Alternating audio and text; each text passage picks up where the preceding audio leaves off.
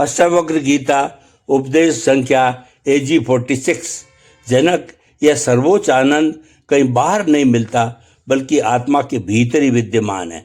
संसार के सारे सुख क्षण भंगुर और किसी न किसी सहारे पर आश्रित है, जबकि आत्मा में स्थित आनंद स्वतंत्र और असीम है।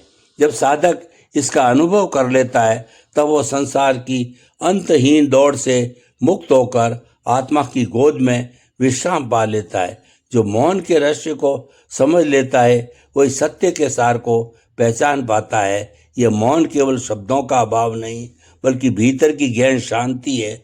वह स्थिति जहाँ विचारों का प्रवाह थम जाता है और केवल निर्मल जागरूकता शेष रहती है। यही मौन आत्मा की असली भाषा है।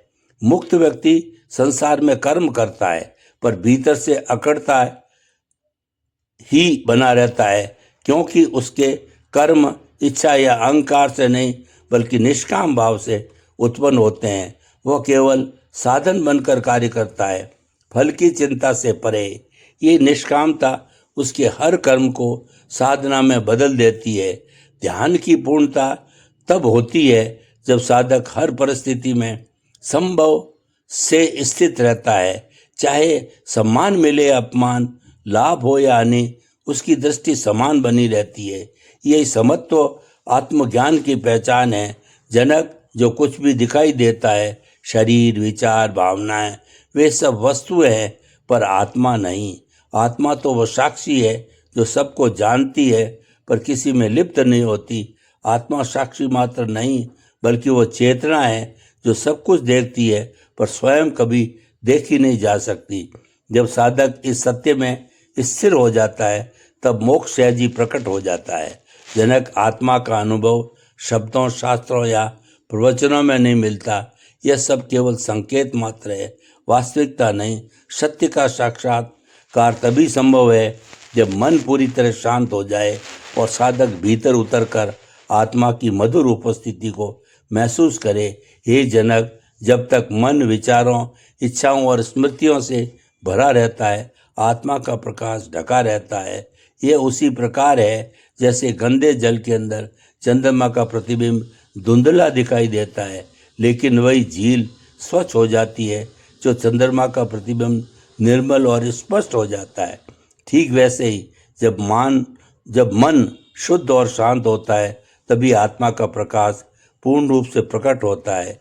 यही कारण है कि ध्यान का प्रथम कदम मन की गहराई में उतरकर उसे निर्मल करता है।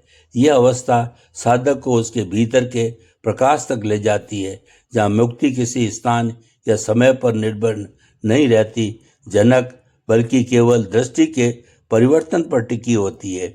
बहुत से लोग मानते हैं कि किसी पवित्र स्थान, आश्रम या विशेष स्थान पर जाने से उन्हें मुक्ति प्राप्त होगी, पर अष्टावक्र स्पष्ट करते हैं मुक्ति कोई बाहरी उपलब्धि नहीं बल्कि एक आंतरिक दृष्टि है। जब साधक संसार को भ्रम और आत्मा को एकमात्र सत्य के रूप में पहचान लेता है तब उसकी दृष्टि निर्मल हो जाती है।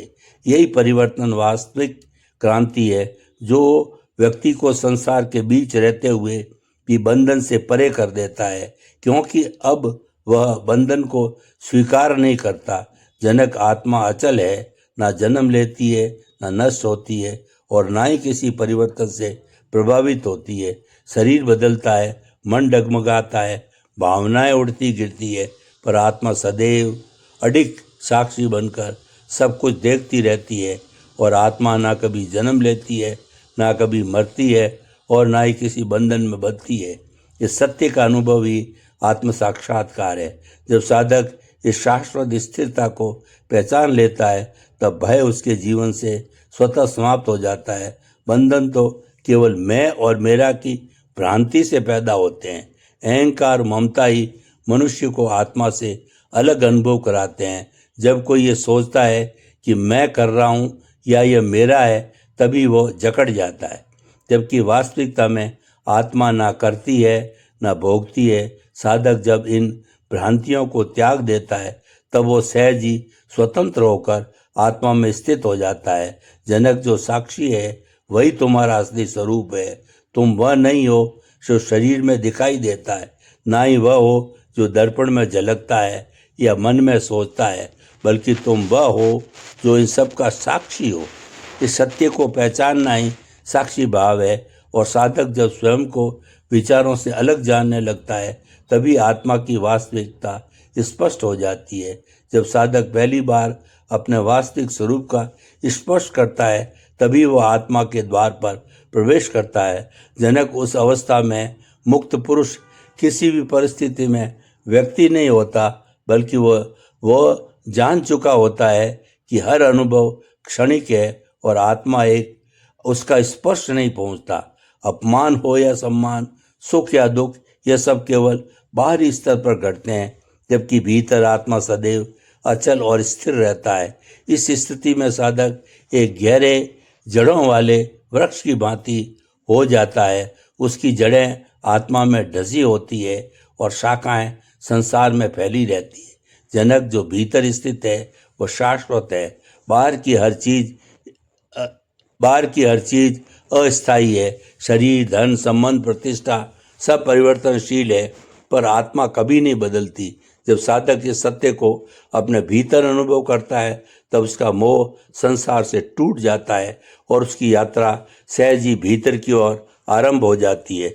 जो साधक आत्मा में स्थिर हो जाता है, वह किसी लक्ष्य की तलाश में नहीं भटकता, क्योंकि उसे अनुभव हो चुका है कि उसके भीतर ही सब कुछ पूर्ण है। उसकी चाहतें समाप्त हो जाती है, उसकी यात्रा पूरी हो जाती है और उसका आनंद बाहरी उपलब्धियों में नहीं, बल्कि अपनी सत्ता में लीन होने में है।